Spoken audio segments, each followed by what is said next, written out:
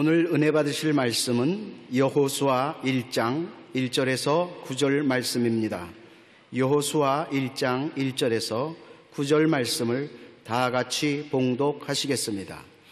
야훼의 종 모세가 죽은 후에 야훼께서 모세의 수종자 눈의 아들 여호수아에게 말씀하여 이르시되 내 종 모세가 죽었으니 이제 너는 이 모든 백성과 더불어 일어나 이 요단을 건너 내가 그들 곧 이스라엘 자손에게 주는 그 땅으로 가라.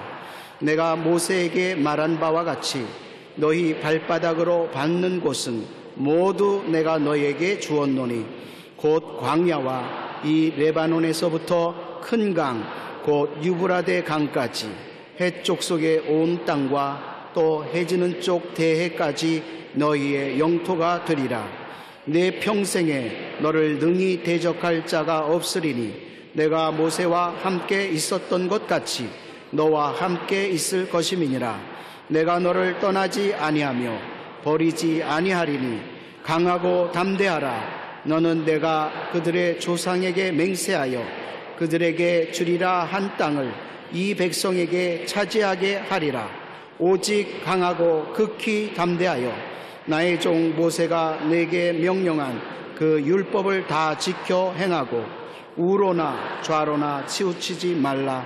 그리하면 어디로 가든지 형통하리니 이 율법책을 내 입에서 떠나지 말게 하며 주야로 그것을 묵상하여 그 안에 기록된 대로 다 지켜 행하라. 그리하면 내 길이 평탄하게 될 것이며 내가 형통하리라. 내가 네게 명령한 것이 아니냐. 강하고 담대하라. 두려워하지 말며 놀라지 말라. 내가 어디로 가든지 네 하나님 야훼가 너와 함께 하느니라 하시니라. 아멘. 교회는 예수 그리스도의 몸입니다. 교회에 와서 기도하면 예수 그리스도의 몸을 통해서 생수를 마시게 되는 것입니다. 몸에 생수가 넘쳐 들어오는 것입니다. 그 다음에 감사 찬송을 하는 것은 예수 그리스도로 생기를 마시는 것입니다. 생수는 입술로 마시고 생수는 생기는 숨심으로 받아들이는 것입니다. 여러분이 교회에 와서 기도로서 생수를 마시고 찬송으로 생기를 마시면 생기 발랄한 삶을 살 수 있는 것입니다. 오늘 여러분 다 보니 생기가 넘칩니다. 하나님께 영광을 돌립니다. 저는 새해를 이렇게 살자는 제목으로 은혜를 나누고자 합니다. 오늘날 수많은 사람들이 희망을 잃고 좌절감에 빠져서 꿈도 목표도 없이 살아가고 있습니다. 그러나 하나님께서는 고통스러운 기회를 어려움으로 받아들이는 비관주의자가 아니라 고통스러운 어려움을 성공 기회로 만들어드리는 긍정적인 믿음의 사람을 찾고 있는 것입니다. 오스왈드 샌더스는 영적 지도력이라는 책에서 이렇게 기록해 놓았습니다. 비관주의자가 위대한 지도자가 된 적은 없었다. 비관주의는 주어진 모든 기회를 어렵게만 바라본다.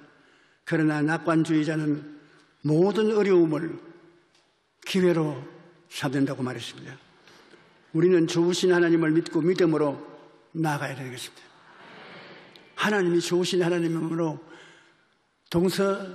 동서사방에서 좋지 않은 일이 다가와도 하나님을 의지하면 그것을 극복할 수 있는 것입니다. 우리는 좋으신 하나님을 믿고 믿음으로 나가야 합니다. 하나님께서는 약속의 땅 가나안을 눈앞에 둔 여호수아에게 내가 너희와 함께 있을 것이니 강하고 담대하라고 말씀하셨습니다. 이것은 오늘 우리에게 주는 말씀이기도 합니다. 하나님께서 우리와 함께 계시니 희망찬 꿈과 목표를 가지고 새해를 맞이하는 여러분이 되시기를 바랍니다. 우리가 새해 성공적인 삶을 살기 위해서는 먼저 분명한 목표가 있어야 되는 것입니다. 목표가 없으면 방황을 하기 시작했습니다. 여호수아 1장 3절로 4절 본문처럼 내가 모세와 말한 바와 같이 너희 발바닥으로 밟는 곳을 모두 내가 내게 주었노니 곧 광야와 이 레바논에서부터 큰 강 곧 유브라데 강까지 해쪽 서의 온 땅과 또 해지는 쪽 대해까지 너희의 영토가 되리라. 목표가 분명합니다. 어디서 어디까지가 너희 영토가 될 것이라는 목표가 분명한 것입니다. 우리가 하나님과 같이 살기 위해서는 목표가 우리 생활 속에 분명해야 되는 것입니다. 러셀 코넬 박사는 템플 대학교를 설립한 위대한 인물입니다. 제1차 세계대전이 끝날 무렵 미국의 100만 장자 수가 4,043명입니다. 그들을 조사해 보니까 놀라운 것은 이 4,043명의 100만 장자 중에 고등학교 이상 학교를 졸업한 사람은 불과 69명밖에 없었습니다. 아주 무식한 사람들이 전부 100만 장자가 되었습니다. 그들은 100만 장자가 되기까지 돈과 교육, 정규 훈련 등에 있어서 일방적으로 부족한 생활을 했다는 것이 추론됩니다. 그러나 코넬 박사는 그들의 생애가 평범한 다른 사람들과 다른 점을 발견했습니다. 그것은 그들이 분명한 목표를 가지고 있었다는 것입니다. 중학교, 고등학교, 대학 교육을 못 받은 사람이지만 가슴 속에 인생을 살아나가는 목표가 분명했습니다. 마음속에 뚜렷한 목표를 가지고 그것을 위해서 전력 투구하는 사람만이 성공적인 삶을 살 수 있다는 것을 깨달았습니다. 목표는 잠자는 뇌세포를 깨웁니다. 올해 목표가 무엇입니까? 라고 물어보면 의외로 많은 사람들이 분명하게 대답하지 못합니다. 그런데 삼성 서울병원 뇌신경센터 나가덕열 교수는 이렇게 말합니다. 회사의 사장이 목표가 없으면 사원들이 아무 할 일 없이 놀게 되는 것입니다. 목표를 세우지 않으면 우리 뇌 속에 있는 1000억 개의 뇌세포들이 그저 놀게 된다고 말합니다. 뿐만 아니라 활동이 둔해져서 판단력과 결단력까지 흐려진다고 말합니다. 반대로 목표를 세우고 부단히 노력하는 사람은 이 뇌의 전두엽에 있는 사장세포가 잠에서 깨어나 뇌세포 전체가 일사불란하게 움직인다는 것입니다. 좀 어려운 말 같지만 들어놓으면 깨닫게 되는 것입니다. 그래서 목표가 없는 뇌는 죽은 뇌. 목표가 그처럼 중요하다는 것입니다. 새해를 맞이하면서 한 해의 목표를 세우고 매달 실천할 목표를 세우고 하루 동안 목표를 세우라는 것입니다. 그러면 그 목표가 올 때 동원된 여러분은 여러분을 이끌어가는 매일매일의 성공의 능력에 도달하게 된다는 것입니다. 표대를 향하여 달려가야 된다는 것은 대단히 중요한 것입니다. 방향 감각을 갖고 뛰어야 되는 것입니다. 빌립보서 3장 13절로 14절에 형제들아 나는 아직 내가 잡은 줄로 여기지 아니하고 오직 한 일 즉 위에 있는 것은 잊어버리고 뒤에 있는 것은 잊어버리고 앞에 있는 것을 잡으려고 표대를 향하여 그리스도 예수 안에서 하나님이 위에서 부르신 부름의 상을 위하여 달려가노라. 사도 바울 선생은 뒤에 일은 잊어버리고 앞에 있는 목표만 향해서 전력으로 뛰라는 것입니다. 저는 목표를 향해서 뛴다는 것은 어릴 때부터 배웠습니다. 제가 수학교에 다닐 때는 그 시골에 수학교가 하나가 딱 있었습니다. 경상남도 울주군 삼남면 조동리 31번지. 그 수학교에 들어가는 것도 상당히 빽이 있어야 들어가는데 아버님이 저희 손을 잡고 그 수학교에 갔는데 전부 핫바지를 입은 촌놈들만 모여서 시험을 치는데요.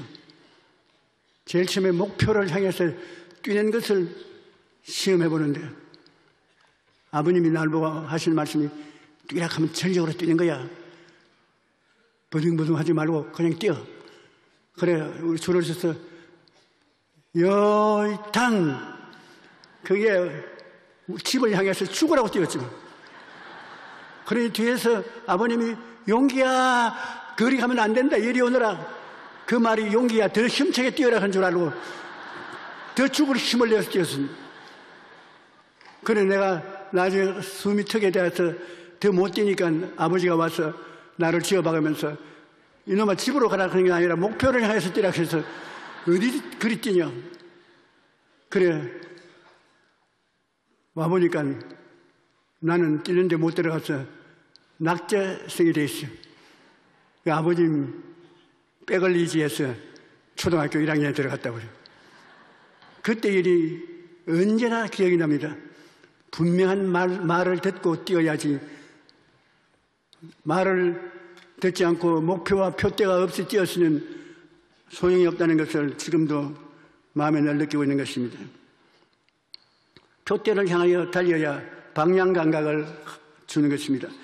빌립보서 3장 13절로 14절에 형제들아 나는 아직 내가 잡은 줄로 여기지 아니하고 오직 한 일 즉 뒤에 있는 것은 잊어버리고 앞에 있는 것을 바라고 표대를 향하여 그리스도 예수 안에서 하나님이 위에서 부르신 부름의 상을 위하여 달려가노라.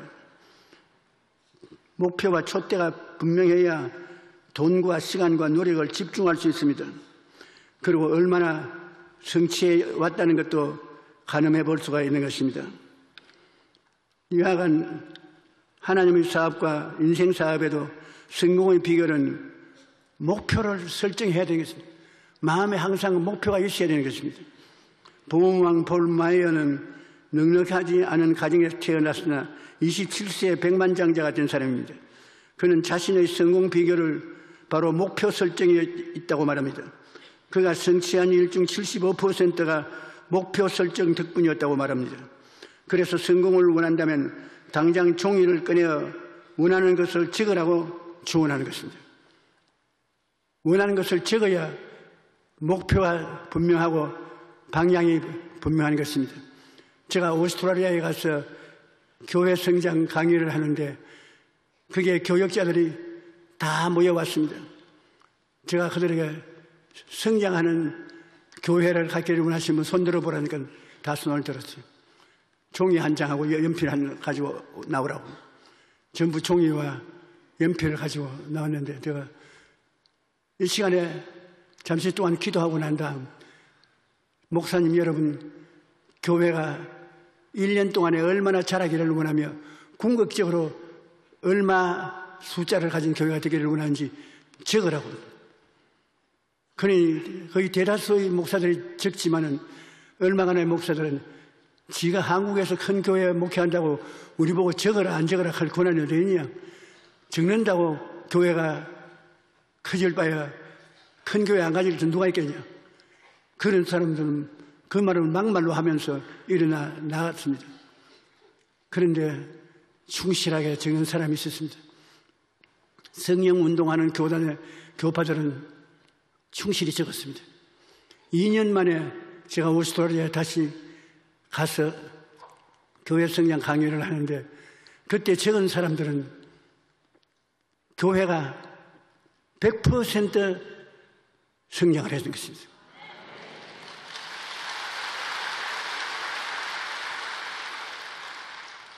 그리고 적지 않은 사람은 뒤로 물러갔거나 하나도 발전하지 못했습니다. 내가 너무나 놀란 것은 그때 5,000명의 교인을 모시고 목회하겠다고 적어 나온 분이 계셨습니다. 그분은 한 1,000명 교인을 가지고 있었는데 자기 마음에 5,000명의 목표를 두고 뛰겠다고. 그래서 오랫동안 못 만났는데 재작년에 그 손주를 만났습니다. 한국에 수련회에 참석해서 그 손주가 할아버지의 안부를 전해왔습니다.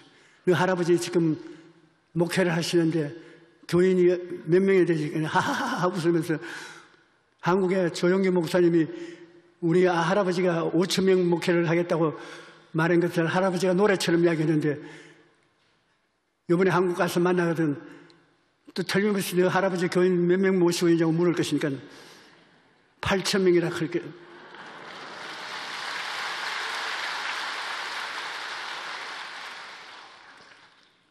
목표를 두고 표대를 향하여 뛰는 것은 굉장히 중요한 것입니다. 그 중에 더 중요한 것은 하나님께 편지를 쓰는 것입니다. 나는 오늘 아침에도 하나님께 만지장서의 편지를 쓰고 여기 나왔습니다. 무슨 편지냐면 짧은 편지라도 제가 성도들에게 감동을 드리고 성공적인 한 해를 살 수 있도록 하나님의 진리를 깨닫게 해줄 수 있도록 도와달라고 편지로 적었습니다. 지금쯤은 하나님께서 여러분 가슴 속에 응답하실 것입니다. 하나님께 편지를 적은 것은 효과가 있습니다. 성공을 원한다면 당장 종이를 꺼내서 원하는 것을 적으십시오. 그리고 생생하게 그것을 꿈꾸고 열렬하게 소망하고 진실하게 믿고 열정적으로 행동하면 그것이 무엇이든지 반드시 성취되는 것입니다. 그리고 꿈을 마음에 품는 것은 잊지 말아야 되는 것입니다. 우리가 긍정적이고 절대적인 신앙을 가지고 있으면 그 신앙 속에 꿈을 꾸게 되는 것입니다. 이거는 반드시 이루어지리라고 꿈을 꾸는데 그 꿈을 바라보고 있으면 믿음이 생겨나고 기적이 일어나는 것입니다. 시편 81편 10절에 나는 너를 애굽 땅에서 인도해 낸 야훼 내 하나님이니 내 입을 크게 열라 내가 채우리라. 꿈은 성취의 그릇입니다. 꿈이 있어야 하나님이 채우는 것입니다. 엘리사의 제자가 죽었는데 그 과부와 고아가 된 애들에게 빚을 많이 남겨두고 죽었습니다. 빚쟁이들이 와서 애들을 팔아서 종으로 삼고 빚을 갚겠다고 하니 그 남은 과부가 땅을 치고 울다가 애들에게 엘리사 선생에게 가서 이 사연을 좀 말하고 도움을 청하라 했습니다. 애들이 엘리사 선생이 와서 우리 아버지가 세상에 떴는데 빚쟁이들이 우리를 팔아서 빚을 갚으려고 하니 살려주십시오. 그러니까 너희 집에 뭐가 있느냐? 병에 조그마한 병에 기름밖에 없습니다. 돌아가서 너희 동리에 다니면서 그릇이란 그릇은 다 빌려라. 그러고 난 다음 문을 닫고 그 기름을 그 그릇에 부어라. 그래 어머니 있는 그릇은 다 빌려오라 하니 우리 다 빌려올 테니까 기름을 부으십시오. 그래서 기름을 부으니까 또 기름이 차고 나니까 다른 그릇에 또 채우고 또 기름을 채우고 나중에 어머니가 기름이 자꾸 나온다. 다른 그릇 가져오라. 어머니 기름 부을 그릇이 없습니다. 그러자 기름이 그쳤습니다. 엘리사에게 가서 그 사연을 말하니까 그 기름을 팔아서 빚을 갚고 나머지 것은 생활비에 사용하라. 그때 하나님께서 응답이 기름을 주시되 그릇이 있어야 기름을 주시는 것입니다. 여러분께서 기도할 때 성령의 역사하시면 응답이 역사하는 것입니다. 그 응답을 받아들이기 위해서는 그릇이 있어야 되는 것입니다. 나는 못한다, 안 된다, 할 수 없다 입을 다물고 있으면 아무것도 못 받습니다. 꿈은 성취의 그릇이기 때문에 여러분 그릇을 언제나 하나님 앞에 준비하고 있어야 하나님이 채워주시는 것입니다. 한 심리학자가 재미있는 실험을 했습니다. 그는 사람들을 무작위로 뽑아서 모아놓고 종이를 한 장씩 나누어 주었습니다. 그리고 그 종이에 자신들의 소원을 기록하라고 했습니다. 대부분의 사람들은 자신의 마음에 있는 소원을 그려보면서 그것을 글로 표현했습니다. 그러나 몇몇 사람은 빈정대기만 했습니다. 내가 소원을 말한다고 해서 저 학자가 들어줄 것도 아닌데 애써 기록할 필요가 없다고 생각하여 그냥 백지를 내놓았습니다. 심리학자는 그곳에서 사람들에게 용기를 북돋아 주었습니다. 여러분, 여러분의 마음속에 있는 소원을 삶의 목표로 정하시기 바랍니다. 그리고 그 목표가 반드시 달성될 것이라는 확신을 가지고 그 기대 속에 살기 바랍니다. 그러면 틀림없이 여러분의 소원이 이루어지실 것입니다. 여러 해가 지난 후 심리학자는 그때의 사람들을 대상으로 조사를 했습니다. 그 결과 놀라운 사실이 발견되었습니다. 마음속에 소원을 가지고 분명한 목표를 향해 산 사람은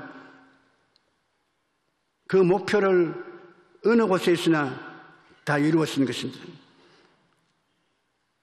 학위를 받기 원하는 사람은 좋은 학교에서 공부를 하게 되었고, 좋은 집을 원하는 사람은 좋은 지역으로 이사를 가서 좋은 집을 가지게 되었고, 다 성취되었는데 목표가 없는 사람은 달성해야 될 목표가 없기 때문에 아무것도 이루는 것이 없었습니다. 목표가 있어야 조준을 하고, 조준 바로 되어야 화살을 당길 수가 있습니다. 목표도 없는데 어떻게 조준을 할 수가 있겠습니까? 조준하지도 아니했는데 어떻게 화살을 쏠 수 있겠습니까? 분명히 목표가 있는 사람만이 인생을 낭비하지 않고 마침내 목표인 화살을 쏠 수가 있는 것입니다. 우리가 힘이 없고 능력이 없기 때문에 이런 목표를 세운다고 될 리가 있겠냐 하지만 엘리사의 과부처럼 기름을 어디에서 구할 수 있습니까? 자기 집에 있는 그릇밖에 없는데, 그러나 기름은 자기에게 많이 없어도 그릇은 자기 그릇이 아니라도 남의 그릇 빌려오더라도 빌려와놔야 그게 하나님이 채워주시는 것입니다. 여러분이 목표를 세우라니까 나같이 형편없는 처지에 있는 놈이 목표를 세운다고 될 일이 있냐? 목표를 세우려면 여러분에게 목표를 해당 안 되면 다른 사람에게 빌려온 것조차도 하나님이 사용하시는 것입니다.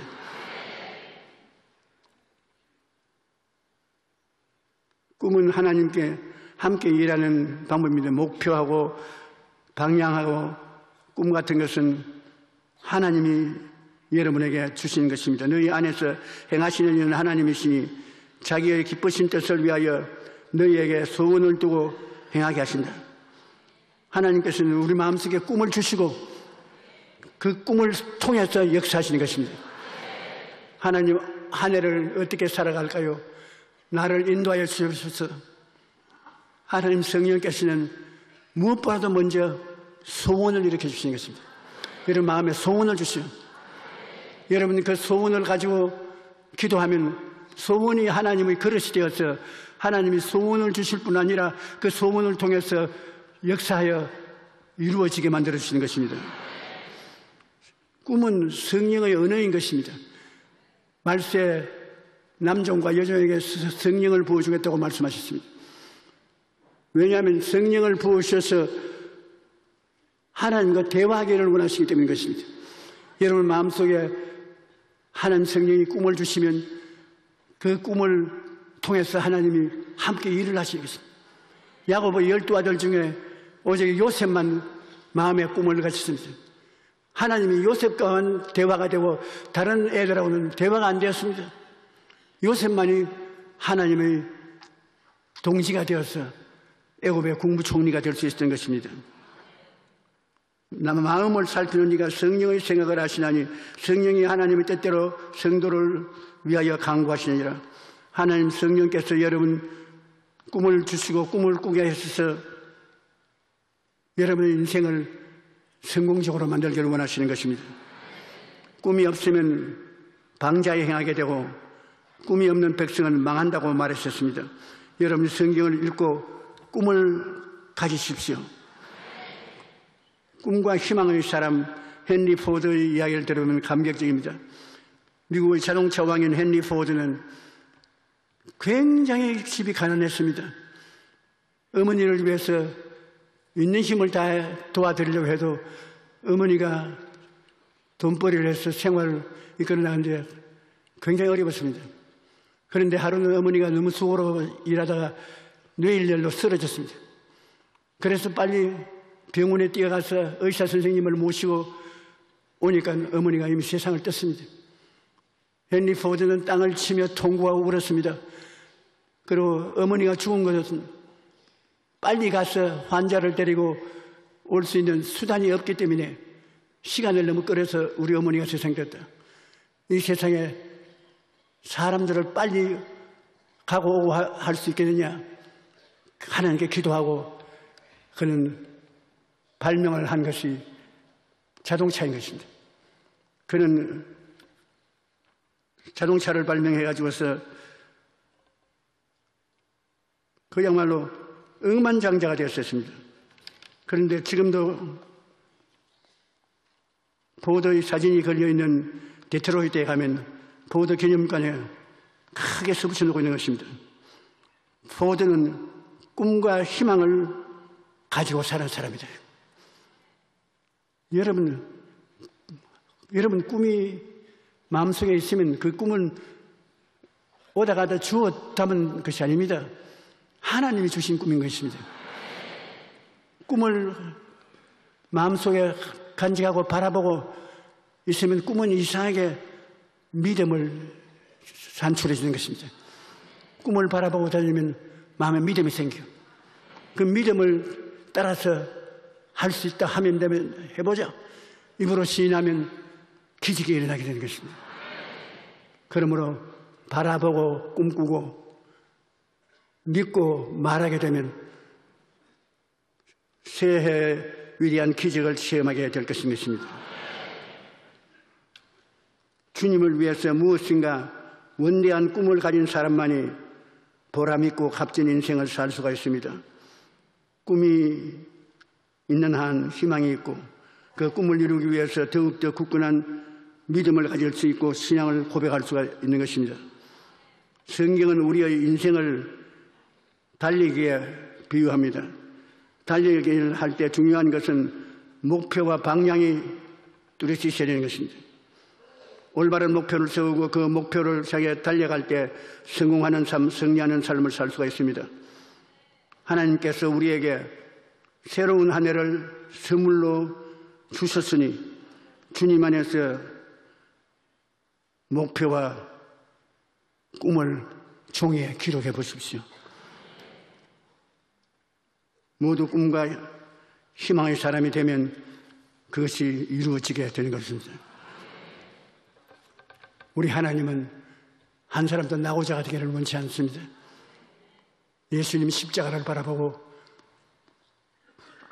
보혈을 통해서 죄와 허물을 이기고 보혈을 통해서 병을 고치고 저주를 청산하고 사망과 음부도 이기고 승리자가 되어서 주님을 바라보고 감사하면 여러분은 바라보고 믿고 입으로 없는 것을 있는 것까지 고백한 역사가 일어나서 여러분은 성공적인 인생을 살 수 있는 것입니다. 꼭 집에 가서 2016년에 어떻게 살 것이냐 목표를 적으십시오.